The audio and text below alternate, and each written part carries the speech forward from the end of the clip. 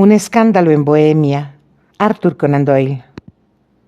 Ella es siempre, para Sherlock Holmes, la mujer. Rara vez le he oído hablar de ella aplicándole otro nombre. A los ojos de Sherlock Holmes, eclipsa y sobrepasa a todo su sexo. No es que haya sentido por Irene Adler nada que se parezca al amor. Su inteligencia fría, llena de precisión, pero admirablemente equilibrada, era en extremo opuesta a cualquier clase de emociones. Yo le considero como la máquina de razonar y de observar más perfecta que ha conocido el mundo. Pero como enamorado, no habría sabido estar en su papel. Si alguna vez hablaba de los sentimientos más tiernos, lo hacía con mofa y sarcasmo. Admirables como tema para el observador, excelentes para descorrer el velo de los móviles y de los actos de las personas. Pero el hombre entrenado en el razonar que admitiese intrusiones semejantes en su temperamento delicado y finamente ajustado, daría con ello entrada a un factor perturbador, capaz de arrojar la duda sobre todos los resultados de su actividad mental. Ni el echar arenilla en un instrumento de gran sensibilidad, ni una hendidura en uno de sus cristales de gran aumento, serían más perturbadores que una emoción fuerte en un temperamento como el suyo. Pero con todo eso, no existía para él más que una sola mujer, y esta era la que se llamó Irene Adler, de memoria sospechosa y discutible. Era poco lo que yo había sabido de Holmes en los últimos tiempos. Mi matrimonio nos había apartado el uno del otro. Mi completa felicidad y los diversos intereses que, centrados en el hogar, rodean al hombre que se ve por vez primera en casa propia, bastaban para absorber mi atención. Holmes, por su parte, dotado de alma bohemia, sentía aversión a todas las formas de la vida de sociedad y permanecía en sus habitaciones de Baker Street, enterrado entre sus libracos, alternando las semanas entre la cocaína y la ambición, entre los adormilamientos de la droga y la impetuosa energía de su propia y ardiente naturaleza. Continuaba con su profunda afición al estudio de los hechos criminales y dedicaba sus inmensas facultades y extraordinarias dotes de observación a seguir determinadas pistas y aclarar los hechos misteriosos que la policía oficial había puesto de lado por considerarlos insolubles. Habían llegado hasta mí, de cuando en cuando, ciertos vagos rumores acerca de sus actividades, que lo habían llamado de Odessa cuando el asesinato de Trepov, que había puesto en claro la extraña tragedia de los hermanos Atkinson en Trincomalee, y por último, de cierto cometido que había desempeñado de manera tan delicada y con tanto éxito por encargo de la familia reinante de Holanda. Sin embargo, fuera de estas señales de su actividad, que yo me limité a compartir con todos los lectores de la prensa diaria, era muy poco lo que había sabido de mi antiguo amigo y compañero. Regresaba yo cierta noche, la del 20 de marzo de 1888, de una visita a un enfermo, porque había vuelto a consagrarme al ejercicio de la medicina civil, y tuve que pasar por Baker Street. Al cruzar por delante de la puerta, que tan gratos recuerdos tenía para mí y que por fuerza tenía que asociarse siempre en mi mente con mi noviazgo y con los tétricos episodios del estudio en escarlata, me asaltó un vivo deseo de volver a charlar con Holmes y de saber en qué estaba empleando sus extraordinarias facultades. Vi sus habitaciones brillantemente iluminadas y cuando alcé la vista hacia ellas, llegué incluso a distinguir su figura, alta y enjuta, al proyectarse por 2 veces su negra silueta sobre la cortina. Sherlock Holmes se paseaba por la habitación a paso vivo con impaciencia, la cabeza caída sobre el pecho, las manos entrelazadas por detrás de la espalda. Para mí, que conocía todos sus humores y hábitos, su actitud y sus maneras tenían cada cual un significado propio. Otra vez estaba dedicado al trabajo. Había salido de las ensoñaciones provocadas por la droga y estaba lanzando por el husmillo fresco de algún problema nuevo. Tiré de la campanilla de llamada y me hicieron subir a la habitación que había sido parcialmente mía. Sus maneras no eran efusivas, rara vez lo eran, pero según creo yo, se alegró de verme. Sin hablar apenas, pero con mirada cariñosa, me señaló con un vaivén de la mano un sillón. Me echó su caja de cigarros, me indicó una garrafa de licor y un recipiente de agua de seltz que había en un rincón. Luego se colocó en pie delante del fuego y me pasó revista con su característica manera introspectiva. «Le sienta bien el matrimonio», dijo a modo de comentario. «Me está pareciendo, Watson, que ha engordado usted 7 libras y media desde la última vez que le vi». «7», le contesté. «Pues la verdad, yo habría dicho que un poquitín más. Yo creo, Watson, que un poquitín más. Y por lo que veo, otra vez ejerciendo la medicina. No me había dicho usted que tenía el propósito de volver a su trabajo». «¿Pero cómo lo sabe usted?» «Lo estoy viendo, lo deduzco.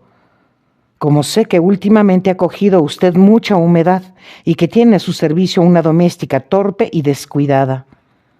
«Mi querido Holmes», le dije, «esto es demasiado.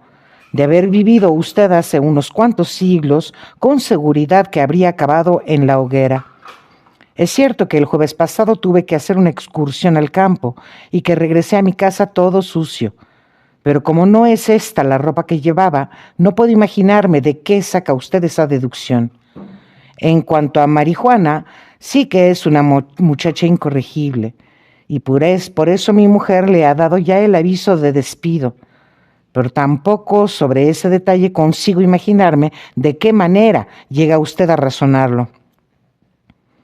Sherlock Holmes se rió por lo bajo y se frotó las manos, largas y nerviosas. «Es la cosa más sencilla», dijo. «La vista me dice que en la parte interior de su zapato izquierdo, precisamente en el punto que se proyecta la claridad del fuego de la chimenea, está el cuero marcado por 6 cortes casi paralelos. Es evidente que han sido producidos por alguien que ha rascado sin ningún cuidado el borde de la suela, todo alrededor para arrancar el barro seco. Eso me dio pie para mi doble deducción de que había salido usted con mal tiempo y de que tiene un ejemplar de doméstica londinense que rasca las botas con verdadera mala hazaña.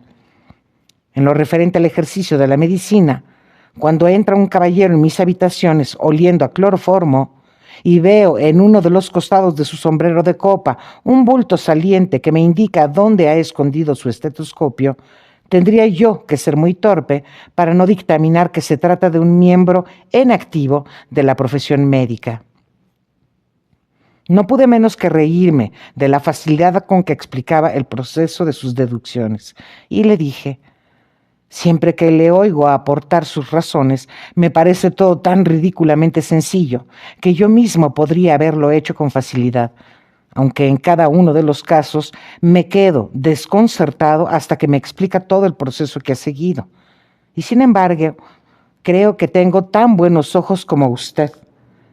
«Así es, en efecto», me contestó, encendiendo un cigarrillo y dejándose caer en un sillón. «Usted ve, pero no se fija. Es una distinción clara.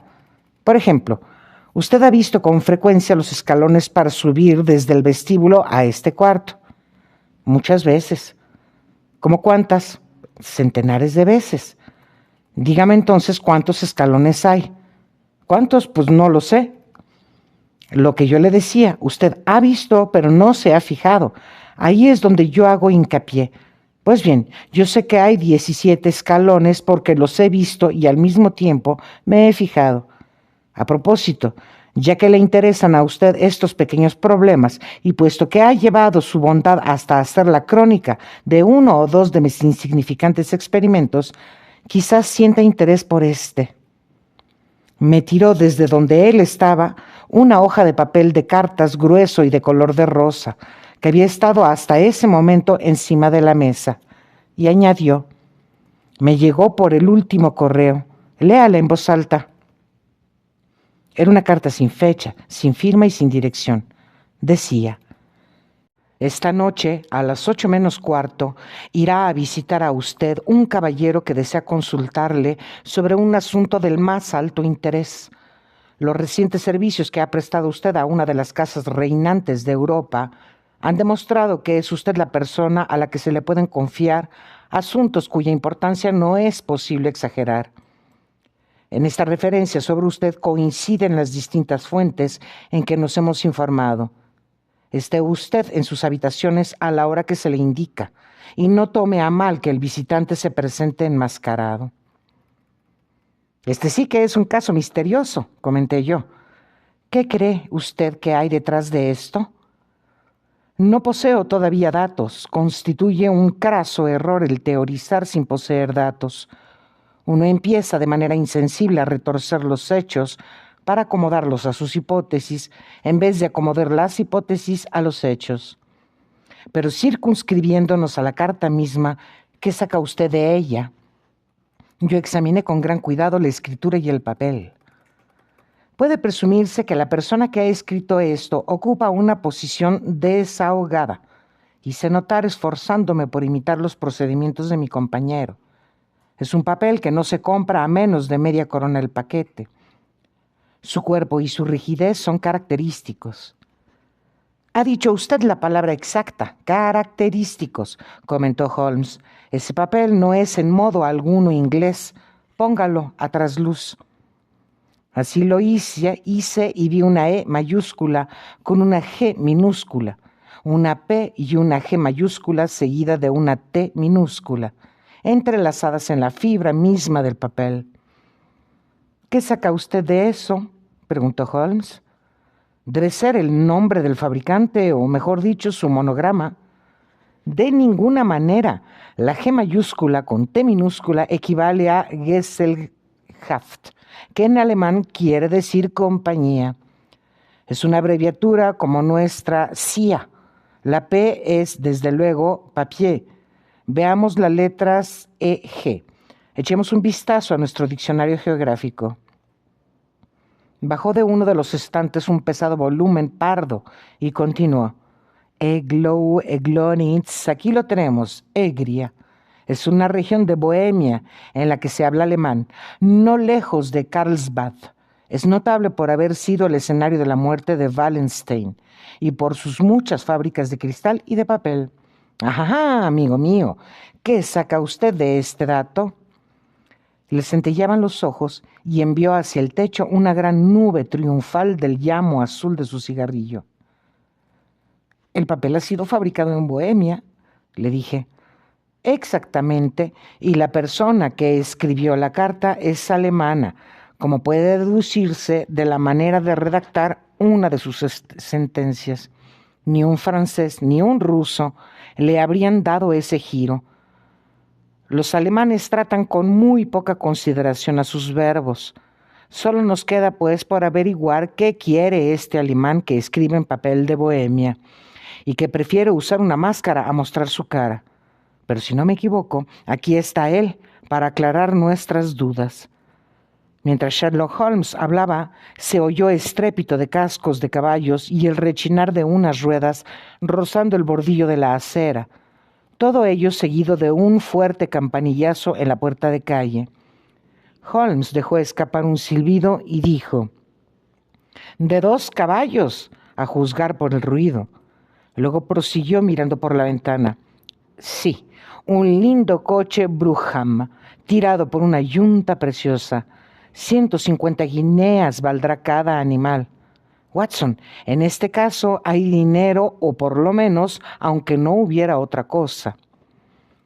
«Holmes, estoy pensando que lo mejor será que me retire». «De ninguna manera, doctor. Permanezca donde está. Yo estoy perdido sin mi Boswell. Esto promete ser interesante. Sería una lástima que usted se lo perdiese». «Pero quizá su cliente no se preocupe de él. Quizá yo necesite la ayuda de usted y él también. Aquí llega. Siéntese en ese sillón, doctor, y préstenos su mayor atención». Unos pasos lentos y fuertes que se habían oído en las escaleras y en el pasillo se detuvieron junto a la puerta del lado exterior y de pronto resonaron unos golpes secos. «Adelante», dijo Holmes. Entró un hombre que no bajaría de los 6 pies y 6 pulgadas de estatura, con el pecho y los miembros de un Hércules. Sus ropas eran de una riqueza que en Inglaterra se habría considerado como lindando en el mal gusto. Le acuchillaban las mangas y los delanteros de su chaqueta cruzada unas posadas francas de astracán, y su capa azul oscura, que tenía echada hacia atrás sobre los hombros, estaba forrada de seda color llama y sujeta al cuello con un broche consistente en un berilo resplandeciente. Unas botas que le llegaban hasta la media pierna y que estaban festoneadas en los bordes superiores con rica piel parda completaban la impresión de bárbara opulencia que producía el conjunto de su aspecto externo. Traía en la mano un sombrero de anchas alas y en la parte superior del rostro, tapándole hasta más abajo de los pómulos, ostentaba un antifaz negro que por lo visto se había colocado en ese mismo instante, porque aún tenía la mano puesta en él cuando hizo su entrada. A juzgar por las facciones de la parte inferior de la cara, se trataba de un hombre de carácter voluntarioso, de labio inferior grueso y caído, y barbilla prolongada y recta que sugería una firmeza llevada hasta la obstinación.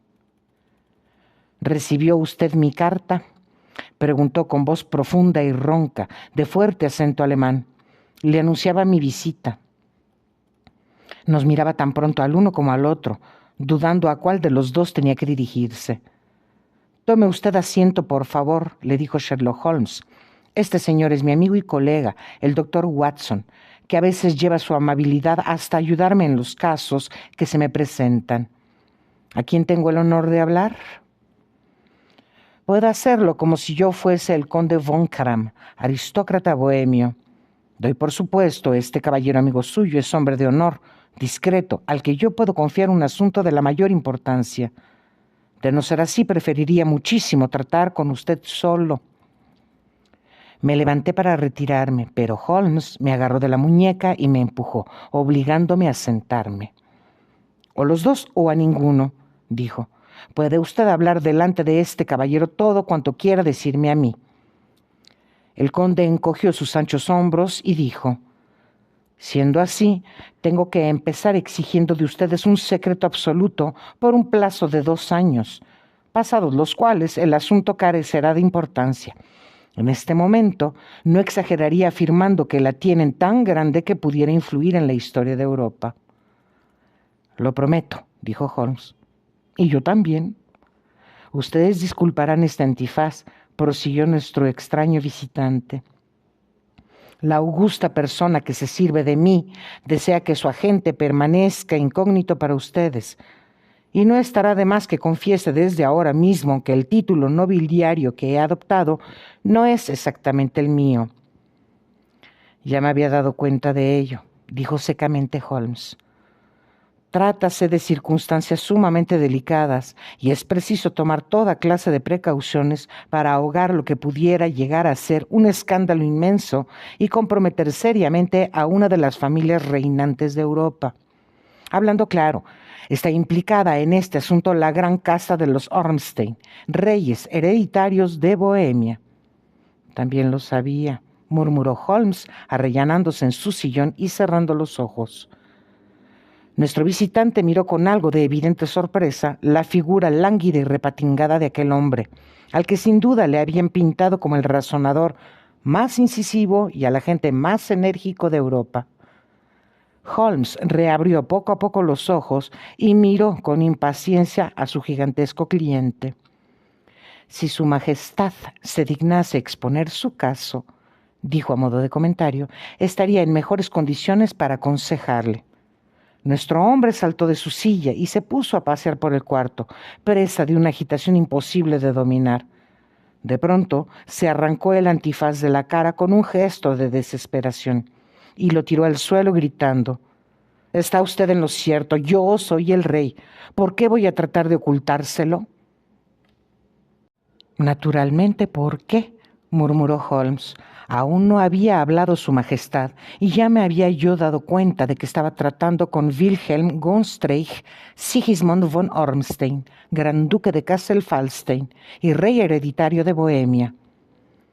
Pero ya comprenderá usted, dijo nuestro extraño visitante, volviendo a tomar asiento y pasándose la mano por su frente alta y blanca. Ya comprenderá usted, digo, que no estoy acostumbrado a realizar personalmente esta clase de gestiones. Se trataba, sin embargo, de un asunto tan delicado que no podía confiárselo a un agente mío sin entregarme en sus manos. He venido bajo incógnito desde Praga con el propósito de consultar con usted. Pues entonces consúlteme, dijo Holmes, volviendo una vez más a cerrar los ojos. He aquí los hechos brevemente expuestos. Hará unos 5 años, y en el transcurso de una larga estancia mía en Varsovia, conocí a la célebre aventurera Irene Adler. Con seguridad que ese nombre le será familiar a usted. Doctor, tenga la amabilidad de buscarle en el índice, murmuró Holmes sin abrir los ojos. Venía haciendo extractos de párrafos referentes a personas y cosas, y era difícil tocar un tema o hablar de alguien sin que él pudiera suministrar en el acto algún dato sobre los mismos. En el caso actual, encontré la biografía de aquella mujer, emparedada entre la de un rabino hebreo y la de un oficial administrativo de la Marina, autor de una monografía acerca de los peces abismales. Déjeme ver, dijo Holmes. Nacida en Nueva Jersey el año 1858, contralto, la Scala, primadonna en la Ópera Imperial de Varsovia, eso es, retirada de los escenarios de ópera. Ajá, vive en Londres, justamente.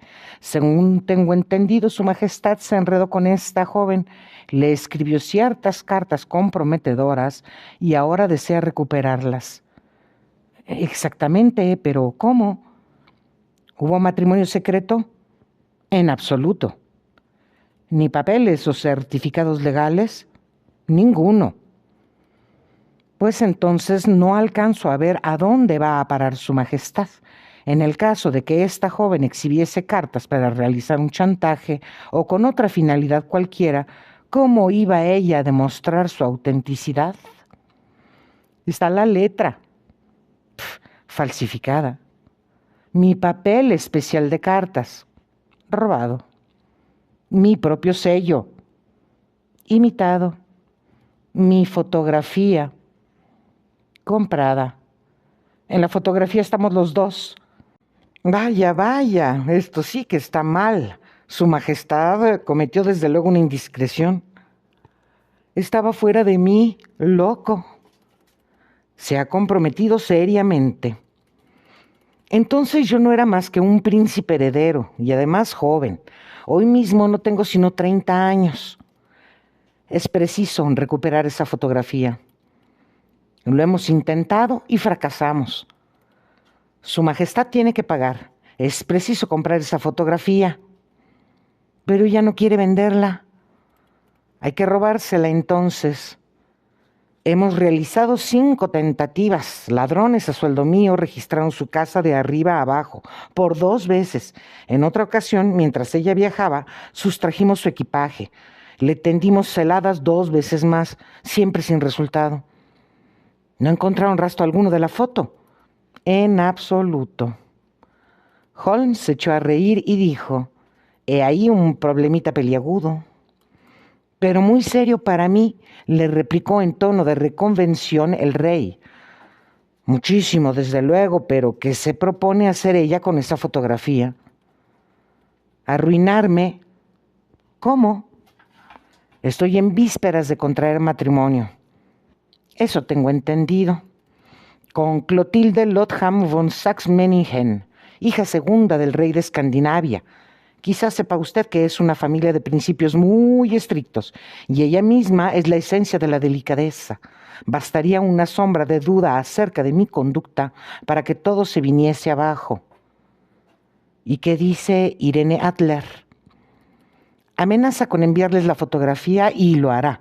Estoy seguro de que lo hará. Usted no la conoce, tiene un alma de acero, posee el rostro de la más hermosa de las mujeres y el temperamento del más resuelto de los hombres. Es capaz de llegar a cualquier extremo antes de consentir que yo me case con otra mujer. ¿Está seguro de que no la ha enviado ya? Lo estoy.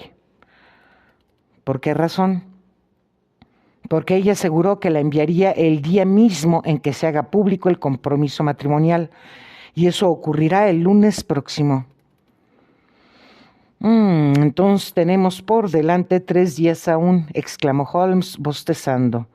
Es una suerte, porque en este mismo instante traigo entre manos un par de asuntos de verdadera importancia. Supongo que Su Majestad permanecerá por ahora en Londres, ¿no es así? Desde luego, usted me encontrará en el Langham bajo el nombre de Conde von Kram. Le haré llegar unas líneas para informarle de cómo llevamos el asunto. Hágalo así, se lo suplico, porque vivo en una pura ansiedad. Otra cosa, y la cuestión dinero. Tiene usted carte blanche, sin limitaciones. Le aseguro que daría a una provincia de mi reino por tener en mi poder la fotografía. ¿Y para gastos del momento? El rey sacó de debajo de su capa un grueso talgo de gamuza y lo puso encima de la mesa diciendo: hay 300 libras en oro y 700 en billetes. Holmes garrapateó en su cuaderno un recibo y se lo entregó.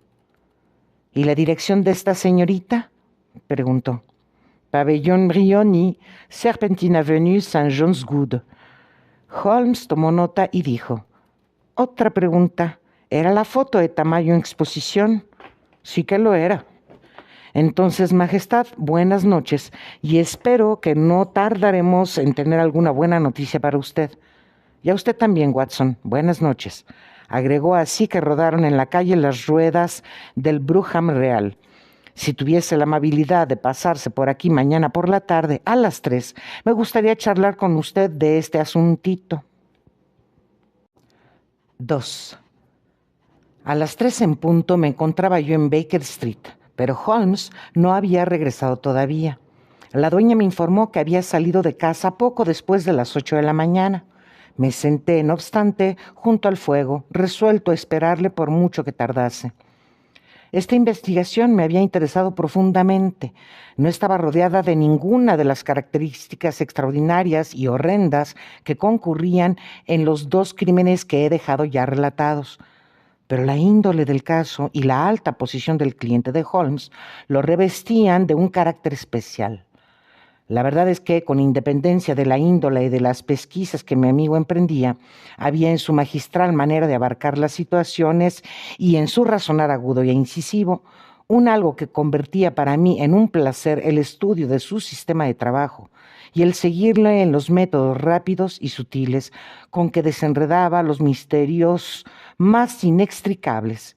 Me hallaba yo tan habituado a verle triunfar que ni siquiera me entraba en la cabeza la posibilidad de un fracaso suyo. Eran ya cerca de las 4 cuando se abrió la puerta y entró en la habitación un mozo de caballos, con aspecto de borracho, desasiado, de puntillas largas, cara abotagada y ropas indecorosas.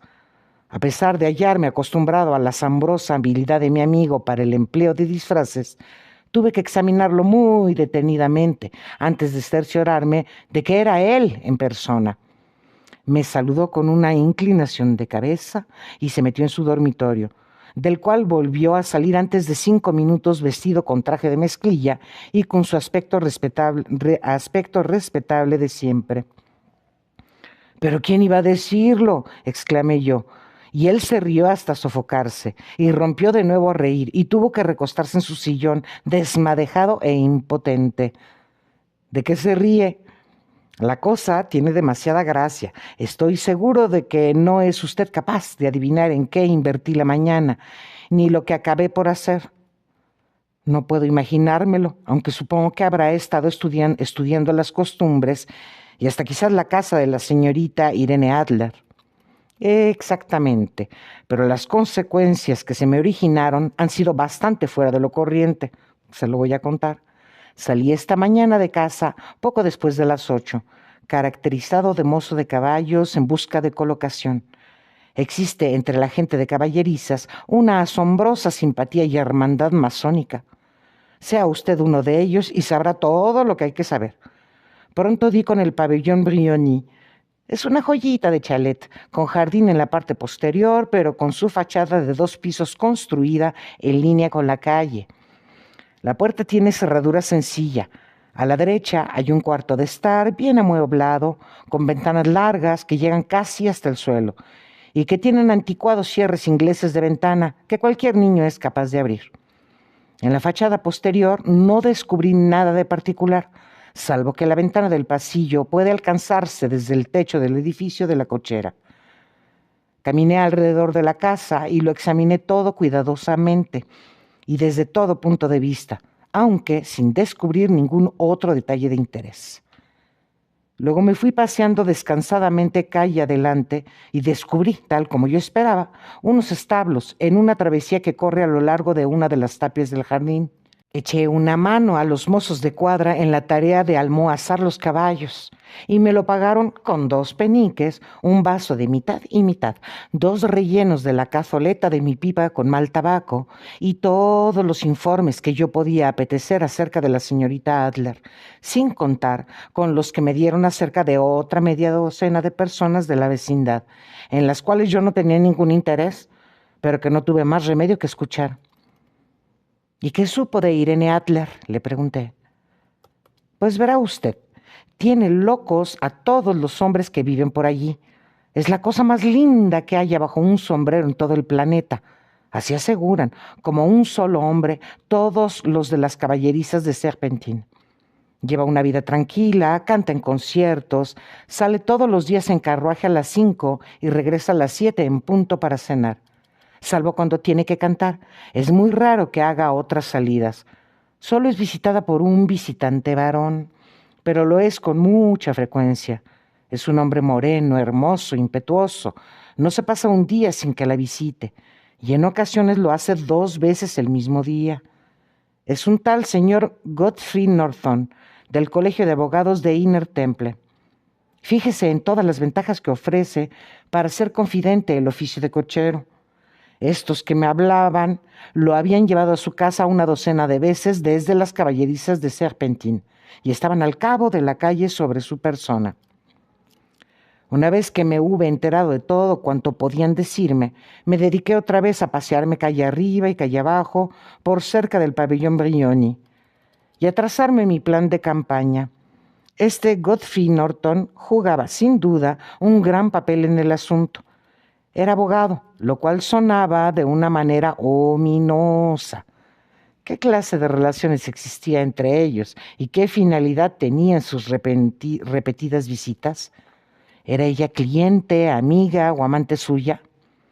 En el primero de estos casos era probable que le hubiese entregado a él la fotografía. En el último de los casos ya resultaba menos probable. De lo que resultase dependía el que yo siguiese con mi labor en el pabellón Brignoni o volviese mi atención a las habitaciones de aquel caballero en el Temple. Era un punto delicado y que ensanchaba el campo de mis investigaciones. Me temo que le estoy aburriendo a usted con todos estos detalles, pero si usted ha de hacerse cargo de la situación, es preciso que yo le exponga mis pequeñas dificultades.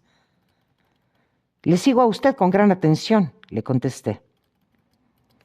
Aún seguía sopesando el tema en mi mente cuando se detuvo delante del pabellón Brignoni un coche de un caballo y saltó fuera de él un caballero. Era un hombre de extraordinaria belleza, moreno, aguileño, de bigotes. Sin duda alguna, el hombre del que me habían hablado. Parecía tener mucha prisa.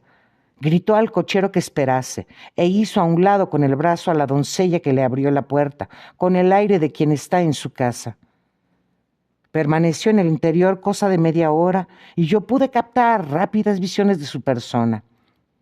Al otro lado de las ventanas del cuarto de estar, se paseaba de un lado para otro, hablaba animadamente y agitaba los brazos. A ella no conseguí verla. De pronto volvió a salir aquel hombre con muestras de llevar aún más prisa que antes. Al subir al coche, sacó un reloj de oro del bolsillo y miró la hora con gran ansiedad. «Salga como una exhalación», gritó. «Primero a Gross y a Henke en Regent Street y después a la iglesia de Santa Mónica, en Edward Road. Hay media guinea para usted si lo hace en 20 minutos».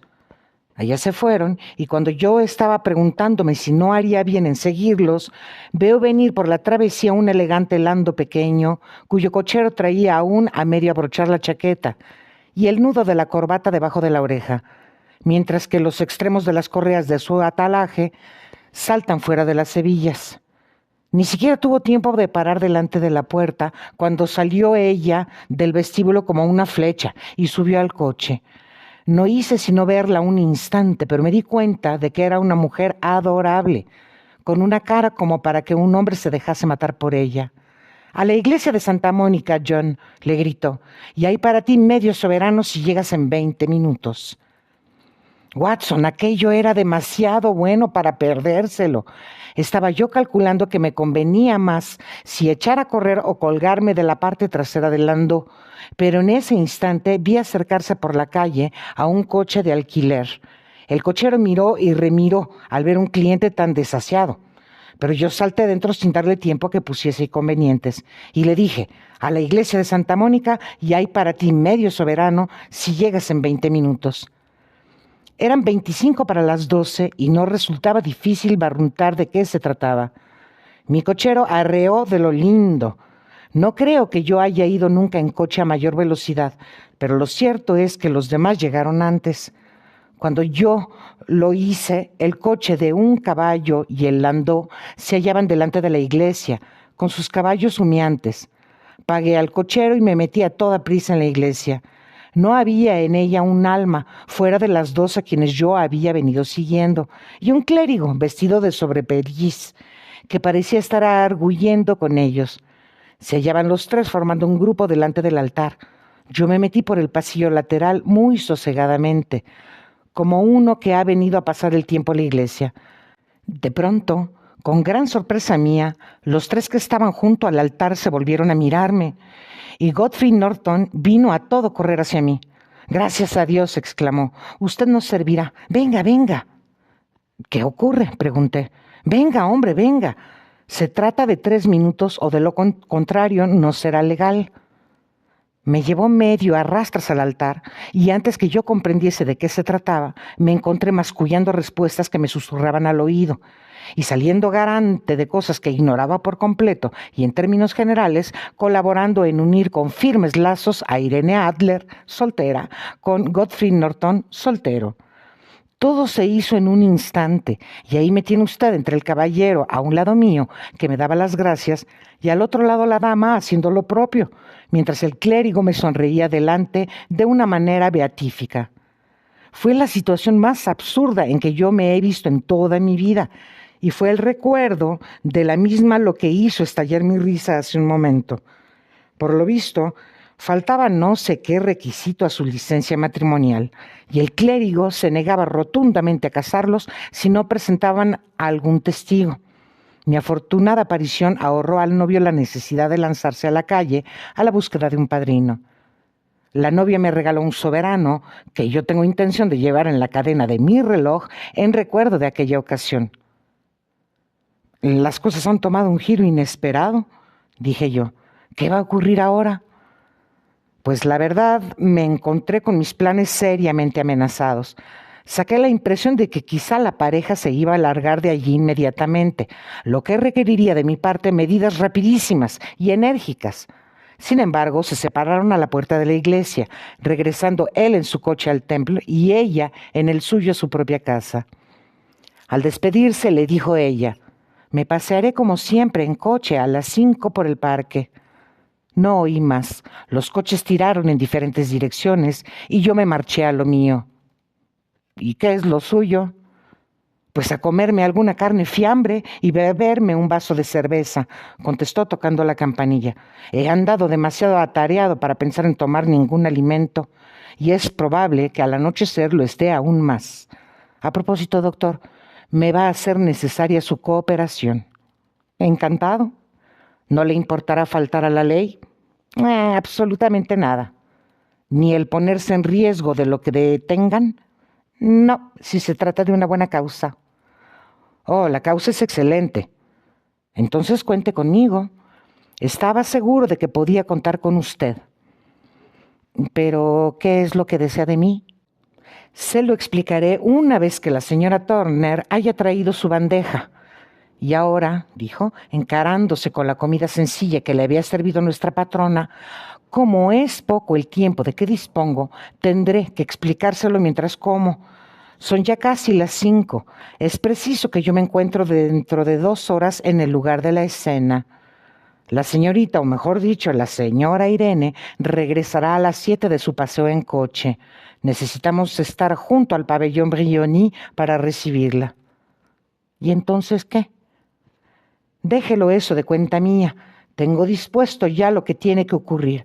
He de insistir tan solo en una cosa. Ocurra lo que ocurra, usted no debe intervenir. ¿Me entiende? Quiero decir que debo permanecer neutral. Sin hacer absolutamente nada. Ocurrirá probablemente algún incidente desagradable. Usted quédese al margen. El final será que me tendrá que llevar al interior de la casa. 4 o 5 minutos más tarde se abrirá la ventana del cuarto de estar. Usted se situará cerca de la ventana abierta. Entiendo. Estará atento a lo que yo haga, porque me situaré en un sitio visible para usted. He entendido. Y cuando yo levante mi mano así, arrojará usted al interior de la habitación algo que yo le daré y al mismo tiempo dará usted la voz de ¡fuego! ¿Va usted siguiéndome? Completamente. No se trata de nada muy terrible, dijo sacando del bolsillo un rollo largo de forma de cigarro. Es un cohete ordinario de humo de plomero, armado en sus 2 extremos con sendas cápsulas para que se encienda automáticamente. A eso se limita su papel. Cuando dé usted la voz de fuego, la repetirá una cantidad de personas. Entonces usted puede marcharse hasta el extremo de la calle, donde yo iré a juntarme con usted al cabo de 10 minutos. ¿Me he explicado con suficiente claridad?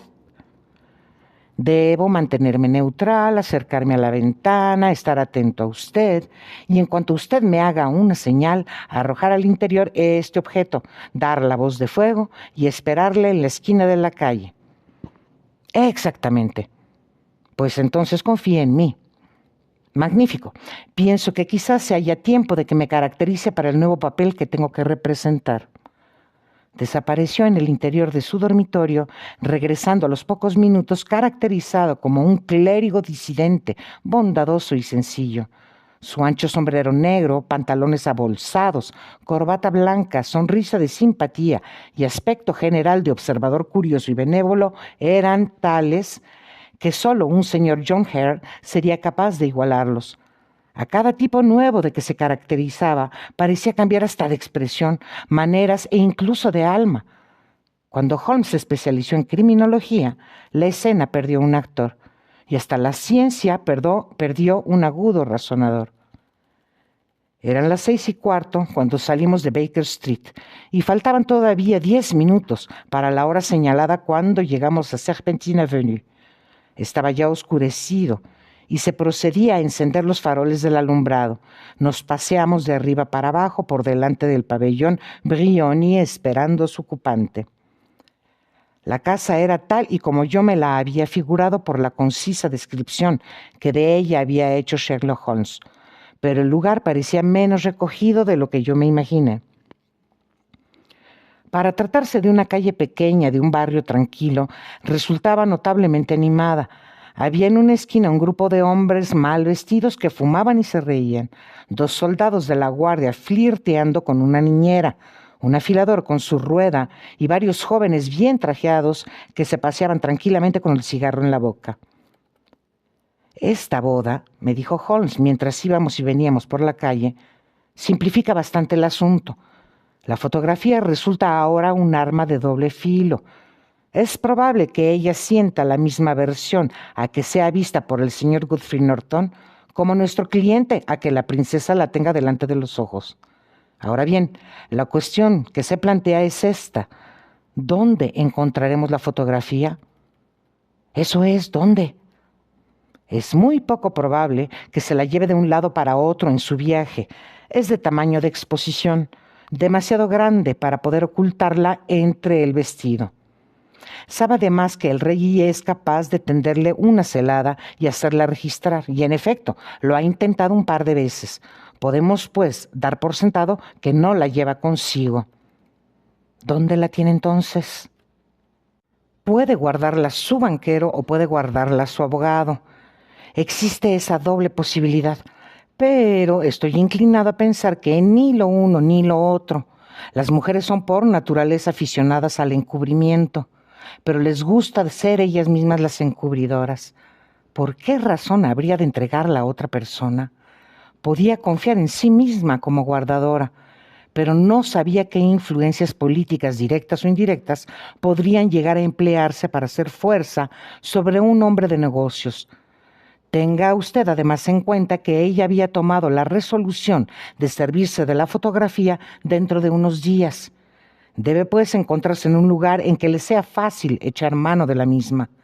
Debe de estar en su propio domicilio. Pero la casa ha sido asaltada y registrada por 2 veces. Bah, no supieron registrar debidamente. ¿Y cómo lo hará usted? Yo no haré registros. ¿Qué hará, pues? Haré que ella misma me indique el sitio. Se negará. No podrá, pero ya oigo traqueteo de ruedas. Es su coche. ¡Ea! Tenga cuidado con cumplir mis órdenes al pie de la letra. Mientras él hablaba, aparecieron doblando la esquina de la avenida las luces laterales de un coche. Era este un bonito y pequeño landau, que avanzó con estrépito hasta detenerse delante de la puerta del pabellón Brioni. Uno de los vagabundos echó a correr para abrir la puerta del coche y ganarse de ese modo una moneda, pero otro, que se había lanzado a hacer lo propio, lo apartó violentamente. Esto dio lugar a una furiosa riña que atizaron aún más los 2 soldados de la guardia, que se pusieron de parte de uno de los 2 vagabundos, y el afilador, que tomó con igual calor partido por el otro. Alguien dio un puñetazo y en un instante la dama que se apeaba del coche se vio en el centro de un pequeño grupo de hombres que reñían acaloradamente y que se acometían de una manera salvaje con puños y palos. Holmes se precipitó en medio del zafarrancho para proteger a la señora, pero en el instante mismo en que llegaba hasta ella, dejó escapar un grito y cayó al suelo, con la cara convertida en un manantial de sangre. Al ver aquello, los soldados de la guardia pusieron pies en polvorosa por un lado y los vagabundos hicieron lo propio por el otro, mientras que cierto número de personas bien vestidas, que habían sido testigos de la trifulca, sin tomar parte en la misma, se apresuraron a acudir en ayuda de la señora y en socorro del herido. Irene Adler, seguiré llamándola por ese nombre, se había apresurado a subir la escalinata de su casa, pero se detuvo en un escalón superior y se volvió para mirar a la calle, mientras su figura espléndida se dibujaba sobre el fondo de las luces del vestíbulo. ¿Es importante la herida de ese buen caballero?, preguntó. «Está muerto», gritaron varias voces. «No, no, aún vive», gritó otra, «pero si se le lleva al hospital fallecerá antes que llegue». «Se ha portado valerosamente», dijo una mujer. «De no haber sido por él, se habrían llevado el bolso y el reloj de la señora». Formaban una cuadrilla y de las violentas, además. «Ah, miren cómo respira ahora». «No se le puede dejar tirado en la calle. ¿Podemos entrarlo en la casa, señora?» «Claro que sí, éntrenlo al cuarto de estar donde hay un cómodo sofá. Por aquí, hagan el favor». Lenta y solemnemente fue metido en el pabellón Brioni y tendido en la habitación principal, mientras yo me limitaba a observarlo todo desde mi puesto junto a la ventana. Habían encendido las luces, pero no habían corrido las cortinas, de modo que veía a Holmes tendido en el sofá. Yo no sé si él se sentiría en ese instante arrepentido del papel que estaba representando, pero sí sé que en mi vida me he sentido yo tan sinceramente avergonzado de mí mismo, como cuando pude ver a la hermosa mujer contra la cual estaba yo conspirando, y la gentileza y amabilidad con que cuidaba al herido. Sin embargo, el echarme atrás en la representación del papel que Holmes me había confiado equivaldría a la más negra traición. Endurecí mi sensibilidad y saqué de debajo de mi amplio gabán el cohete de humo. Después de todo, pensé, no le causamos a ella ningún perjuicio. Lo único que hacemos es impedirle que ella se lo cause a otro. Holmes se había incorporado en el sofá y le vi que accionaba como si le faltase el aire. Una doncella corrió a la ventana y la abrió de par en par. En ese mismo instante le vi levantar la mano y como respuesta a esa señal arrojé yo al interior el cohete y di la voz de fuego. No bien salió la palabra de mi boca, cuando toda la muchedumbre de espectadores, bien y mal vestidos, caballeros, mozos de cuadra y criadas de servir, lanzaron a coro un agudo grito de fuego. Se alzaron espesas nubes ondulantes de humo dentro de la habitación y salieron por la ventana al exterior. Tuve una visión fugaz de figuras humanas que echaban a correr y oí dentro la voz de Holmes que les daba la seguridad de que se trataba de una falsa alarma. Me deslicé por entre la multitud vociferante, abriéndome paso hasta la esquina de la calle, y 10 minutos más tarde tuve la alegría de sentir que mi amigo pasaba su brazo por el mío, alejándonos del escenario de aquel griterío. Caminamos rápidamente y en silencio durante algunos minutos, hasta que doblamos por una de las calles tranquilas que desembocan en Edward Road. «Lo hizo usted muy bien, doctor», me dijo Holmes. «No hubiera sido posible mejorarlo. Todo ha salido perfectamente». «¿Tiene ya la fotografía?» «Sé dónde está». «¿Y cómo lo descubrió?» «Ya le dije a usted que ella me lo indicaría». «Sigo a oscuras». «No quiero hacer del asunto un misterio», exclamó riéndose. «Era una cosa sencilla. Ya se daría usted cuenta de que todos cuantos estaban en la calle eran cómplices. Los había contratado para la velada». Lo barrunté. Pues cuando se armó la trifulca, yo ocultaba en la mano una pequeña cantidad de pintura roja, húmeda. Me abalancé, caí, me di con fuerza en la cara con la palma de la mano y ofrecí un espectáculo que movía a compasión. Es un truco ya viejo. También llegué a penetrar en ese detalle. Luego me metieron en la casa. Ella no tenía más remedio que recibirme. ¿Qué otra cosa podía hacer?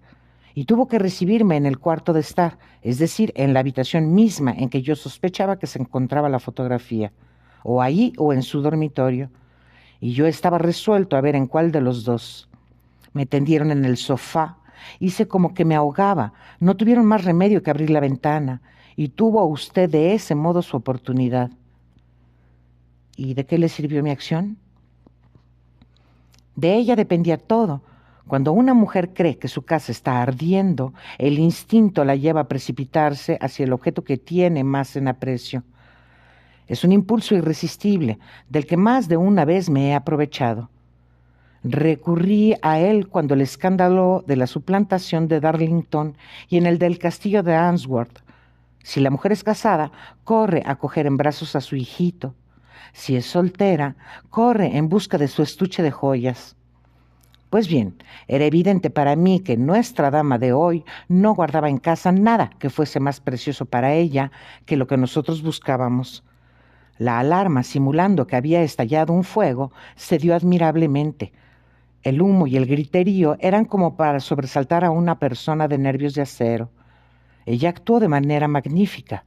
La fotografía está en un escondite que hay detrás de un panel corredizo, encima mismo de la campanilla de llamada de la derecha. Ella se plantó allí en un instante y la vi medio sacarla fuera.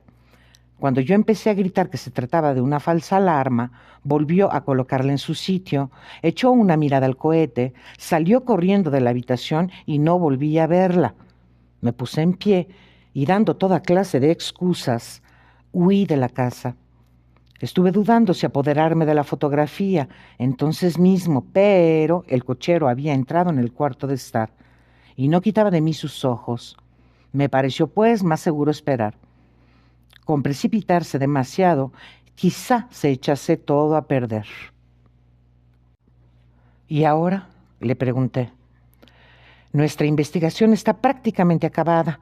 Mañana iré allí de visita con el rey y usted puede acompañarnos si le agrada. Nos pasarán al cuarto de estar mientras avisan a la señora, pero es probable que cuando ella se presente no nos encuentre ni a nosotros ni a la fotografía. Quizá constituye para su majestad una satisfacción el recuperarla con sus propias manos. ¿A qué hora irán ustedes? A las 8 de la mañana. Ella no se habrá levantado todavía, de modo que tendremos el campo libre. Además, es preciso que actuemos con rapidez, porque quizás su matrimonio suponga un cambio completo en su vida y en sus costumbres. Es preciso que yo telegrafié sin perder momento al rey. Habíamos llegado a Baker Street y nos habíamos detenido delante de la puerta. Mi compañero rebuscaba la llave en sus bolsillos cuando alguien le dijo al pasar: «Buenas noches, señor Sherlock Holmes». Había en ese instante en la acera varias personas, pero el saludo parecía proceder de un joven delgado que vestía ancho gabán y que se alejó rápidamente. «Holmes», dijo mirando con fijeza hacia la calle débilmente alumbrada, «yo he oído antes esta voz. ¿Quién diablos ha podido ser?» 3. Dormí esa noche en Baker Street y nos hallábamos desayunando nuestro café con tostada cuando el rey de Bohemia entró con gran prisa en la habitación. «¿De verdad que se apoderó usted de ella?», exclamó agarrando a Sherlock Holmes por los dos hombros y clavándole en la cara una ansiosa mirada. «Todavía no». «¿Pero confía en hacerlo?» «Confío». «Vamos entonces, ya estoy impaciente por ponerme en camino». «Necesitamos un carruaje». «No, tengo esperando mi brougham». «Eso simplifica las cosas». Bajamos a la calle y nos pusimos una vez más en marcha hacia el pabellón Brioni. «Irene Adler se ha casado», hizo notar Holmes. «¿Que se ha casado? ¿Cuándo?» «Ayer». «¿Y con quién?» «Con un abogado inglés apellidado Norton». «Pero no es posible que esté enamorada de él».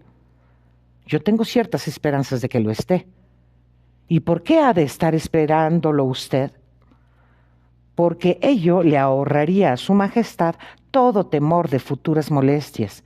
Si esa dama está enamorada de su marido, será que no lo está de su majestad. Si no ama a su majestad, no habrá motivo de que se entremeta en vuestros proyectos». «Eso es cierto. Sin embargo, pues bien, ojalá que ella hubiese sido una mujer de mi misma posición social. ¡Qué gran reina habría sabido ser!». El rey volvió a caer en un silencio ceñudo que nadie rompió hasta que nuestro coche se detuvo en la Serpentine Avenue. La puerta del pabellón Brioni estaba abierta y vimos a una mujer anciana en lo alto de la escalinata. Nos miró con ojos burlones cuando nos apeábamos del coche del rey y nos dijo: «El señor Sherlock Holmes, ¿verdad?». «Yo soy el señor Sherlock Holmes», contestó mi compañero alzando la vista hacia ella con mirada de interrogación y de no pequeña sorpresa. «Me lo imaginé. Mi señora me dijo que usted vendría probablemente a visitarla. Se marchó esta mañana con su esposo en el tren que sale de Charing Cross a las 5:15 con destino al continente». «¿Cómo?», exclamó Sherlock Holmes, retrocediendo como si hubiese recibido un golpe, y pálido de pesar y de sorpresa. «¿Quiere usted decirme con ello que su señora abandonó ya Inglaterra?» «Para nunca más volver». «¿Y esos documentos?», preguntó con voz ronca el rey. «Todo está perdido». «Eso vamos a verlo». Sherlock Holmes apartó con el brazo a la criada y se precipitó al interior del cuarto de estar, seguido por el rey y por mí. Los muebles se hallaban desparramados en todas direcciones, los estantes desmantelados, los cajones abiertos, como si aquella dama lo hubiese registrado y saqueado todo antes de su fuga. Holmes se precipitó hacia el cordón de la campanilla, corrió un pequeño panel y, metiendo la mano dentro del hueco, extrajo una fotografía y una carta. La fotografía era la de Irene Adler en traje de noche, y la carta llevaba el siguiente sobrescrito: «Para el señor Sherlock Holmes. La retirará él en persona». Mi amigo rasgó el sobre y nosotros tres la leímos al mismo tiempo. Estaba fechada a medianoche del día anterior y decía así: «Mi querido señor Sherlock Holmes, la verdad es que lo hizo usted muy bien. Me la pegó usted por completo. Hasta después de la alarma del fuego no sospeché nada. Pero entonces, al darme cuenta de que yo había traicionado mi secreto, me puse a pensar. Desde hace meses me habían puesto en guardia contra usted, asegurándome que si el rey empleaba a un agente, ese sería usted sin duda alguna. Me dieron también su dirección, y sin embargo logró usted que yo le revelase lo que deseaba conocer. Incluso cuando se despertaron mis recelos, me resultaba duro el pensar mal de un anciano clérigo tan bondadoso y simpático. Pero como usted sabrá, también yo he tenido que practicar el oficio de actriz. La ropa varonil no resulta una novedad para mí, y con frecuencia aprovecho la libertad de movimientos que ello proporciona.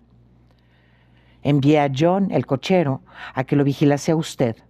Eché a correr escaleras arriba, me puse la ropa de paseo, como yo la llamo, y bajé cuando usted se marchaba. Pues bien, yo le seguí hasta su misma puerta, comprobando así que me había convertido en objeto de interés para el célebre señor Sherlock Holmes. Entonces, y con bastante imprudencia, le di las buenas noches y marché al Temple en busca de mi marido. Nos pareció a los dos que lo mejor que podríamos hacer al vernos perseguidos por tan formidable adversario era huir. Por eso encontrará usted el nido vacío cuando vaya mañana a visitarme. Por lo que hace a la fotografía, puede tranquilizar a su cliente. Amo y soy amada por un hombre que vale más que él. Puede el rey obrar como bien le plazca, sin que se lo impida la persona a quien él lastimó tan cruelmente. La conservo tan solo a título de salvaguarda mía, como arma para defenderme de cualquier paso que él pudiera dar en el futuro. Dejo una fotografía que quizá le agrade conservar en su poder, y soy de usted, querido señor Sherlock Holmes, muy atentamente, Irene Norton, nacida Adler. ¡Qué mujer, oh, qué mujer!, exclamó el rey de Bohemia una vez que leímos los tres la carta. ¿No le dije lo rápida y resuelta que era? ¿No es cierto que habría sido una reina admirable? ¿No es una lástima que no esté a mi mismo nivel? A juzgar por lo que de esa dama he podido conocer, parece que, en efecto, ella y su majestad están a un nivel muy distinto, dijo con frialdad Holmes. Lamento no haber podido llevar a un término más feliz el negocio de su majestad. Todo lo contrario, mi querido señor, exclamó el rey. No ha podido tener un término más feliz. Me consta que su palabra es sagrada. La fotografía es ahora tan inofensiva como si hubiese ardido en el fuego. Me felicito de oírle decir eso a usted, su majestad. Tengo contraída una deuda inmensa con usted. Dígame, por favor, ¿de qué manera puedo recompensarle? Este anillo... Se sacó del dedo un anillo de esmeralda en forma de serpiente y se lo presentó en la palma de la mano. Su majestad está en posesión de algo que yo valoro en mucho más, dijo Sherlock Holmes. No tiene usted más que nombrármelo. Esta fotografía. El rey se le quedó mirando con asombro y exclamó: ¿La fotografía de Irene? Suya es, desde luego, si así lo desea. Doy las gracias a su majestad. De modo pues que ya no queda nada por tratar de este asunto. Tengo el honor de dar los buenos días a su majestad. Holmes se inclinó, se volvió sin darse por enterado de la mano que el rey le alargaba y echó a andar, acompañado por mí, hacia sus habitaciones. Y así fue como se cernió amenazador sobre el reino de Bohemia un gran escándalo, y cómo el ingenio de una mujer desbarató los planes mejor trazados de Sherlock Holmes. En otro tiempo acostumbraba bromear a propósito de la inteligencia de las mujeres, pero ya no le he vuelto a oír expresarse de ese modo en los últimos tiempos. Y siempre que habla de Irene Adler, o cuando hace referencia a su fotografía, le da el honroso título de la mujer.